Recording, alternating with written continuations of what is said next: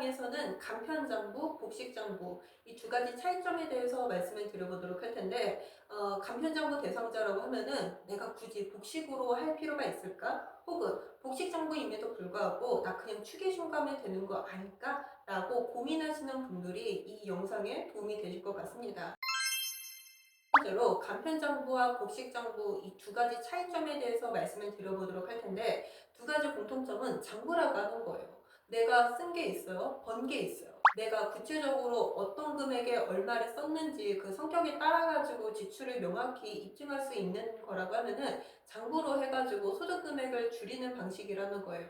근데 그걸 간편으로 하느냐 아니면은 복식으로 하느냐 두 가지 차이점이 존재를 한다는 거죠.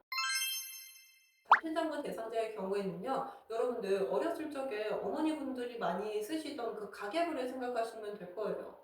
달달이 아니면 일별로 내가 어디에 얼마를 썼는지 그 금액하고 성격을 나열해서 입력을 한다는 거죠. 딱 봤을 때, 아, 내가 어디에 얼마를 썼구나 라고 하는 그런 것 파악이 된다 이 말인 거죠.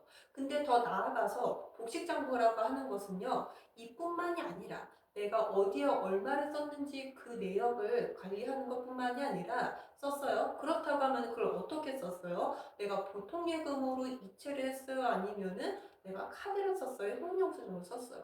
그로 인해 가지고 내가 지출해야 할 미지급금이라든지 내지는 뭐 외상매입금 그 부채가 어느 정도인지 혹은 내가 수익 금액으로서 돈을 받을 게 있는데 이게 외상 매출금으로서 각각의 거래처마다 연말에 어느 정도 책정이 되어 있는지를 자산부채 자본의 형식으로 관리할 수 있는 방식이 복식장부라고 할 수 있겠습니다.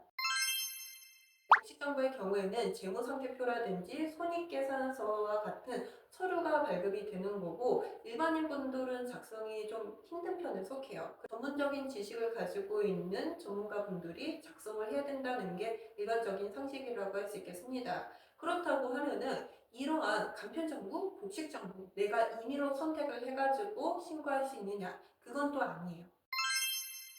안내문을 보시면은 거기 맨 첫 번째 상단에 간편정보 대상자 내지는 복식정보 의무자라고 하면서 이렇게 설명이 되어 있거든요. 그런데 거기 안에서 간편정보 대상자라고 해가지고 굳이 간편으로 하실 필요는 없어요. 간편으로 하기도 하고 때에 따라서는 선택에 의해서 복식장부로도 신고를 할 수가 있습니다. 근데 복식장부를 하는 이유는 가장 큰 이유가 기장세액공제 때문인 거예요. 기장세액공제라고 하는 것은요, 간편히 복식장부로, 간편정부 대상자가 복식장부로 내가 임의로 선택을 해가지고 조금 더 복잡한 방법이거든요. 그걸로 신고를 하면은 산출세액의 20%, 뭐 최대 한도가 100만 원까지이기는 하지만은 세금을 줄여줄 수 있는 역할을 하기 때문에 간편임에도 불구하고 복식장부로서 선택해서 신고를 한다는 거죠. 복식정보 의무자가 복식으로 하지 않고 예를 들어서 추계신고로 한다고 칩시다. 그러면은 이는 혜택이 아니라 페널티가 부과가 돼요. 복식정부는 복식정부로 신고를 해야 합니다. 그럼에도 불구하고 추계신고로 한다는 뜻은 어떤 의무를 저버린다고 할 수 있거든요. 그래가지고 가산세가 산출세액의 20% 정도로 부과가 되고 있어요. 복직 정보를 놓치고 내가 추계 신고를 한다고 쳐요. 물론 가산세가 부과되는 거는 당연하거니와 내가 사실 25년도 중에 결손, 즉 적자이거든요. 내가 번 것보다 쓴 게 더 많아요. 그러면은 결손금이라고 해가지고 사실 이걸 복식장부로서 관리를 하면은 내가 미래에 발생한 소득금액에서 내가 이월결손금이 한 2천만 원 있다고 칩시다. 그리고 소득금액이 한 7천 발생했어요. 미래에. 그러면은 7천으로 내가 세금을 납부하는 게 아니라 7천에서 2월 결손된 그 2천만 원을 차감을 해가지고 5천만 원에 대한 세금으로 부과를 이렇게 신고를 할 수 있다라고 하는 거죠.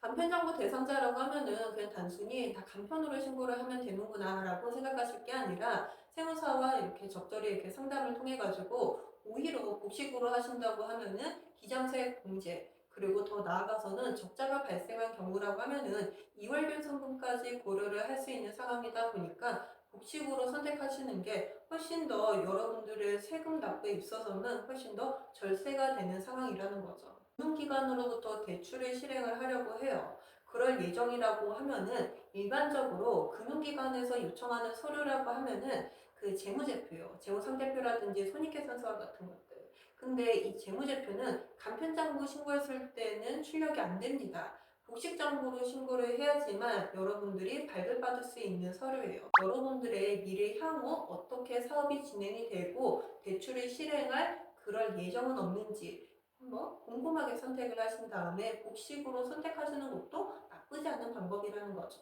이번 영상이 도움이 되셨다고 하면은 좋아요, 구독 버튼 눌러주시고 저는 다음 영상에서도 유용한 정보로 돌아오도록 할게요.